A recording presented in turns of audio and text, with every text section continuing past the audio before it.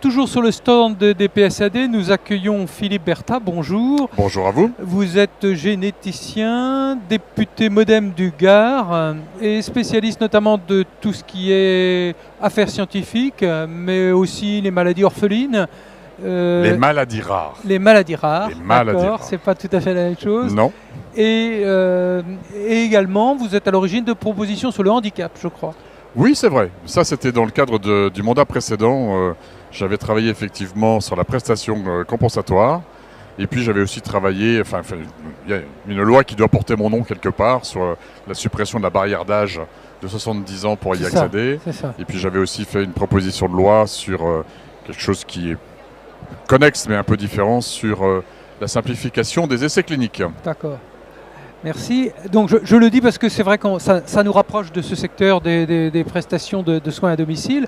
Quelle est votre perception de ce secteur et de ses acteurs ? Alors là, il faut que je fasse attention parce que ça m'entraînerait très très loin en termes de développement. Moi, je mets mon nez de façon très ponctuelle sur toute la filière qui va de la recherche amont en biologie santé jusqu'à l'aval, c'est-à-dire le médicament ou le dispositif médical d'ailleurs, ou le diagnostic, j'allais dire, au lit du patient. Essayer de voir comment je peux contribuer très modestement, parce que malheureusement le pouvoir que j'ai, je le connais, pour essayer de refaire de cette filière, de la filière donc santé, la première filière européenne. C'est une volonté du président de la République. Moi, j'ai su l'entendre, l'écouter, mais j'aimerais bien maintenant le passage à l'acte.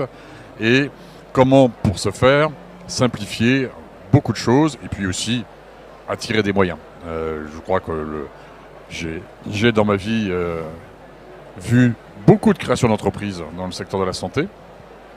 J'ai vu beaucoup d'échecs, mais vraiment beaucoup d'échecs. Et tous les échecs, à un moment donné, ce sont des échecs qui ont été liés au fait de l'incapacité d'attirer les capitaux nécessaires pour pousser un produit et essayer de l'amener jusqu'au marché. Parce qu'à un moment donné, il y a, prenons le cas du médicament, mais c'est plus simple, mais aussi compliqué dans le dispositif médical. À un moment donné, il y a l'essai clinique. Et c'est là où ça commence à coûter cher. Et c'est là où malheureusement ce pays n'a pas su encore se doter, me semble-t-il, par rapport à nos concurrents américains ou autres, des fonds profonds, des fonds financiers profonds pour accompagner l'innovation jusqu'au marché. D'accord. Alors j'imagine que comme beaucoup d'élus, dans le Gard, vous devez être confronté aux déserts médicaux aussi. Est-ce que pour vous, le développement des prestations de soins à domicile est peut-être une réponse aux déserts médicaux ? Je ne crois pas à la réponse miracle. Je crois plutôt à une sommation de réponses différentes. Bon, pour l'instant, l'exécutif a attaqué la réponse à travers la suppression du numerus clausus pour le numerus apertus. C'était important de le faire, mais on sait très bien que ça sera pas suffisant. On a en une population. Tout cas, à court terme, sûrement pas. Non, ouais. certainement pas, mais même à long terme, parce que le médecin formé au XXIe siècle, c'est pas le médecin formé au siècle précédent, et c'est pas la même vision de la médecine, et donc il va falloir démultiplier effectivement les solutions. On voit que les solutions de regroupement, on voit un certain nombre de choses. Je veux faire peur à personne, mais peut-être qu'à un moment donné, il faudra même penser à un modèle québécois où on paiera les médecins différentiellement en fonction de leur lieu d'implantation pour essayer de les inciter à. Mais malgré tout ça, ça sera compliqué. Donc la solution qui est la vôtre, que vous défendez, elle est totalement légitime et elle fait partie bien sûr du processus. C'est comment on maintient le patient à domicile, alors comment on le maintient intelligemment. Là encore, avec la difficulté que souvent, même maintenu à domicile, il faut quand même que l'infirmière ou que le médecin passe. Et c'est un petit peu ça la difficulté actuellement.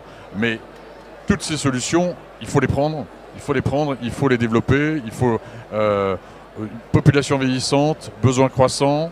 J'ai bien peur de dire aussi pathologies émergentes qui ne vont pas cesser d'émerger.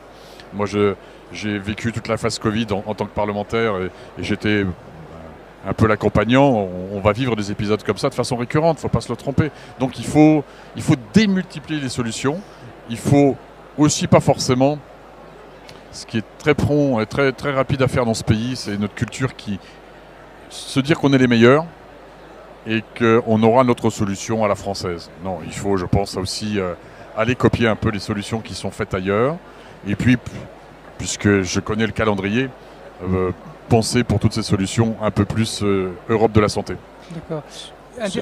Pardon, excusez-moi, juste pour compléter, effectivement, il va falloir être inventif pour lutter contre les déserts médicaux, effectivement, mais il existe aussi une solution qui existe déjà et qui est déjà en place. Finalement, c'est la solution des prestataires de santé à domicile qui, déjà, dans les déserts médicaux, sont présents, que ça soit, comme je disais ce matin, dans le cadre d'une agora, dans les zones montagneuses des Cévennes, pour rester dans votre département, ou dans les zones urbaines de Nîmes ou ailleurs.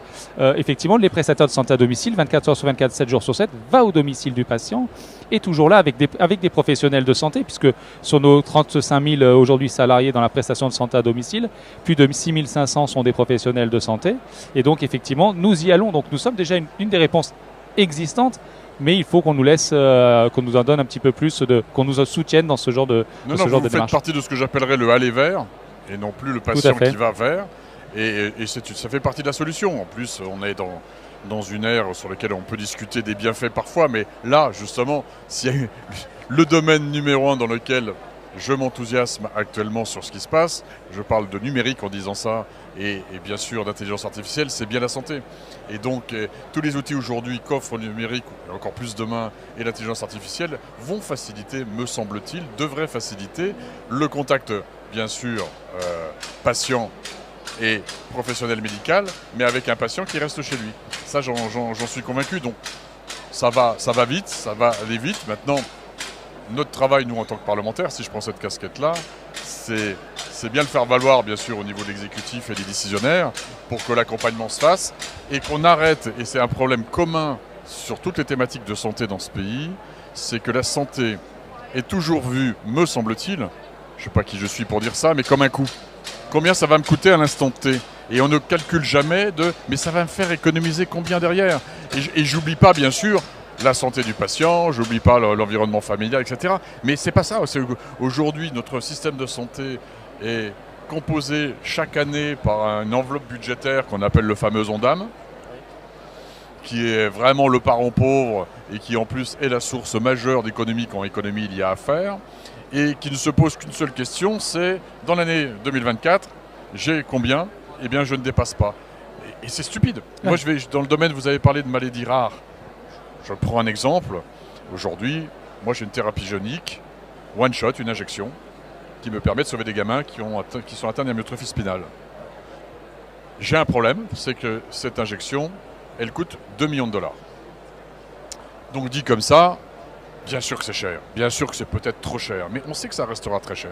Mais c'est pas uniquement comme ça qu'il faut voir la chose. C'est le gamin soigné, d'abord vous le sauvez, parce que sinon il était bien sûr garanti d'une mort précoce. Vous accompagnez une famille qui aurait probablement peut-être explosé, ou en tout cas où l'un des deux membres de la famille aurait dû passer sa vie à s'occuper du gamin. Et ensuite, derrière, c'est quelque chose qui est mal compris, c'est que vous êtes, vous, acteur de la santé, l'un des piliers centraux de l'économie. Et donc, vous aider, c'est aider les patients, bien sûr, mais c'est aussi aider notre économie. Et que ce qui coûte... Alors, le gamin qui n'est pas soigné, j'ai vu une étude médico-économique là-dessus, sur un gamin pas soigné de la même amyotrophie spinale. Il coûte à la société entre 10 et 12 millions d'euros.